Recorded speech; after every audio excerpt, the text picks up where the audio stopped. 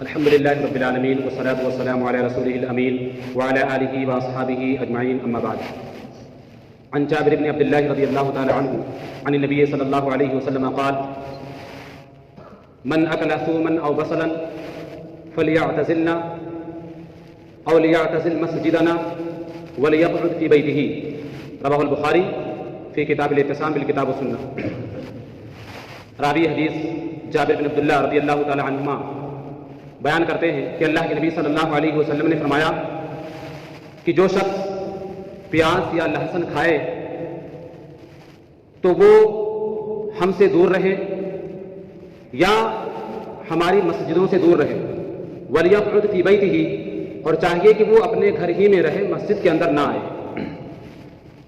مسلمان کرام، چونکہ مسجدیں ملائکہ رحمت کا مقام ہوا کرتی ہیں، مسجدوں کے اندر رحمت کے فرشتے ہمہ وقت ہوا کرتے ہیں، اسی لیے اللہ کے نبی صلی اللہ علیہ وسلم نے پیاز اور لہسن کھا کر کے مسجدوں کے اندر آنے سے منع فرمایا. اگر انہی چیزوں کو پکا لیا جائے یا کسی بھی ناحیے سے ان کے بو کو زائل کر دیا جائے تو پھر کوئی حرج نہیں ہے. اسی طرح سے ہر وہ چیز جس کے کھانے کے بعد منہ سے بدبو آئے، منہ سے بدبو کا احساس ہو، تو وہ تمام کی تمام چیزیں اس کے اندر شامل ہیں. مثلا سگریٹ پینا، تمباکو کھانا، بیڑی پینا، حقہ پینا.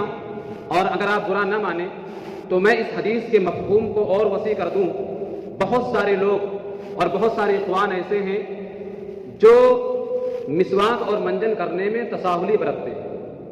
میرے بھائیو اور دوستو، مسواک نہ کرنے کی وجہ سے منہ سے جو بدبو آتی ہیں وہ بھی اس کی وعید میں شامل ہے. وہ لوگ جو مسواک نہیں کرتے ہیں اور صبح جلدی جلدی تیار ہو کر کے کلی کر کے کلاس میں پہنچ جاتے ہیں، ایسے لوگ بھی اس کے اندر شامل ہیں. ایسے لوگوں کے لیے بھی یہ وعید ہے. اسی طرح سے ہر وہ شخص جس کے جسم پر کوئی پھوڑا نکلا ہو یا اس کے جسم سے بدبو کا احساس ہوتا ہو تو وہ تمام کے تمام لوگ اس کی وعید میں شامل ہیں. ایسے لوگوں کو مسجد سے دور رہنا چاہیے یا پھر اسے زائل کر کے اس کو دور کر کے مسجد کے اندر آئیں، کیونکہ اسے فرشتوں کو اور نمازیوں کو اذیت پہنچتی ہے، نقصان، ان کو تکلیف ہوتی ہے. میرے بھائیو اور دوستو، اس حدیث کو بیان کرنے کا مقصد میرا جو تھا وہ یہ کہ چونکہ ٹھنڈی کا موسم شروع ہو چکا ہے، ہم نے اور آپ نے جوتوں کے ساتھ ساتھ موزوں کا استعمال کرنا شروع کر دیا ہے. ہم نے بارہا محسوس کیا ہے کہ بعض لوگوں کے موزوں سے اس قدر بدبو آتی ہے کہ اگر وہ سامنے صلاۃ کی ادائیگی کر رہے ہوں تو اس کا احساس پیچھے والے مصلی کو برابر ہوتا ہے. اسی طرح سے اگر بغل میں ہو جائیں یا اسی طرح سے اس سائڈ ہو جائیں، دونوں سائڈ میں سے کسی بھی طرف وہ ہو جائیں تو اس کا احساس مصلی کو برابر ہوتا رہتا ہے. اسی طرح سے اگر وہ کسی جگہ پیر رکھ کر کے گزر جائیں اور کوئی آدمی آ کر کے جانے انجانے میں وہاں سجدہ کر لے تو اس کے احساسات بدل جائیں، جذبات بدل جائیں، خشوع اور خضوع ساری کی چیزیں ادھر کی ادھر ہو جاتی ہیں. میں بتاؤں آپ کو، خدا کی قسم، دنیا میں جتنی بھی چیزیں ہیں، دنیا کے اندر جتنی بھی بدبودار چیزیں ہیں، ان سب چیزوں کی بدبو کو میں اپنے الفاظ میں تعبیر کر سکتا ہوں، لیکن موزوں کے اندر جو بدبو پائی جاتی ہے میرے پاس الفاظ نہیں ہے کہ میں اس کی بدبو کو تعبیر کر سکوں.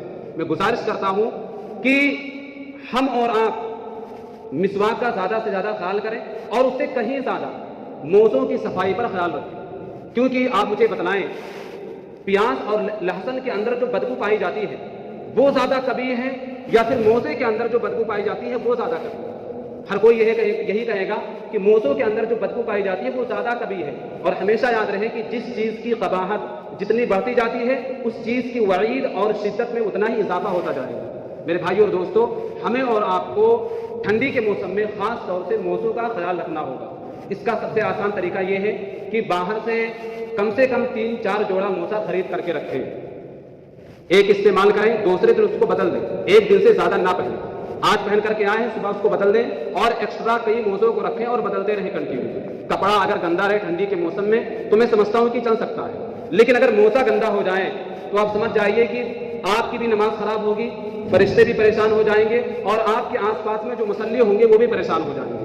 میں سوچتا رہتا ہوں کہ کبھی کبھی ایسے لوگوں سے واسطہ پڑ جاتا ہے کہ میں اسے بیان نہیں کر سکتا. میں سوچتا ہوں کہ چلو ہم نے تو کسی طرح برداشت کر لیا ہے, لیکن فرشتے بیچارے کیا سوچتے ہوں گے؟ وہ بھی سوچتے ہوں گے کہ اگر آج رب کی نافرمانی کا ڈر نہ ہوتا تو میں اس جگہ کو ہمیشہ ہمیشہ کے لیے خیر بات کہہ دیتا. میرے بھائیوں اور دوستو, میں یہی گزارش کروں گا کہ ہم اور آپ موضوع کا خاص طور سے خیال رکھیں. اس حدیث کو بیان کرنے کا مقصد میرا یہی تھا. آخر میں اللہ رب العالمین سے دعا ہے, اللہ تعالیٰ ہم تمامی حضرات کو کہی گئی باتوں پر عمل کرنے کی توفیق عطا فرمائے, اور جو اخوان غائب ہیں ان تک اس بات کو پہنچانے کی بھی توفیق عطا فرمائے. آمین. تقبل رب العالمین. السلام علیکم.